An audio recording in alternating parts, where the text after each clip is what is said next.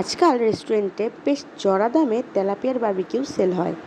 তো আজ আমি না বারবিকিউ করেই বাসায় জাস্ট ভেজে ট্রাই করে দেখলাম কেমন জাস্ট রেস্টুরেন্টের মতো লাগে কিনা। তো চলুন আমি কিভাবে ভাজি সেটা আপনাদের সঙ্গে শেয়ার করছি।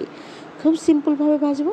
প্রথমে আমি মরিচের গুঁড়া দিয়ে দিলাম একটু বেশি করে, হলুদের গুঁড়া দিলাম, দিয়ে দিচ্ছি জিরা গুঁড়া আর ধনিয়া গুঁড়া, আর দিয়ে দিচ্ছি পরিমাণ মতো লবণ, আদা বাটা দিয়ে দিচ্ছি 1 চামচ পরিমাণের,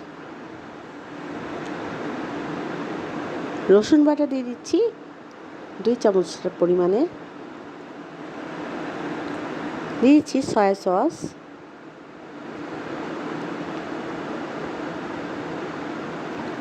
এবার আমি খুব ভালো করে এটাকে মেখে নেব। আর আমি এর মধ্যে একটু তেলও অ্যাড করে নেব।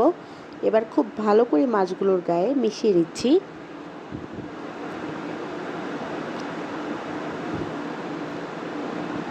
মাছের গায়ে এটা খুব ভালো করে মিশিয়ে নেওয়া হয়ে গেলে জাস্ট 2 ঘন্টা এটাকে আমি রেস্টে রেখে দেবো। 2 ঘন্টা রেস্ট দেওয়ার পর আমি তেল একদম গরম করে মাছটাকে ভেজে নিচ্ছি। আমি এখানে খুব বেশি জোরে না দিয়ে খুব অল্প আঁচে মাছটাকে অনেকক্ষণ ধরে ভেজে নেব। ঠিক যেমন বারবিকিউ আস্তে আস্তে অনেক সময় নিয়ে করা হয়, ঠিক সেভাবেই আমি এটাকে ভেজে নিচ্ছি। প্রায় আধা ঘন্টার উপরে টাইম লেগেছে এটাকে আমার ভাজতে। আর এভাবে টাইম নিয়ে ভাজলেই কিন্তু এটা খেতে অনেকটা রেস্টুরেন্টের বারবিকিউয়ের টাইপের হবে।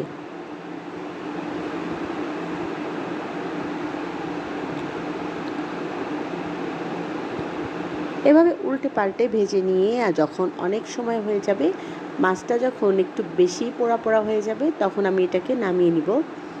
আর এটাকে আপনি চাইলে পরোটা, ভাত যেটার সাথে চাইলে সার্ভ করতে পারেন।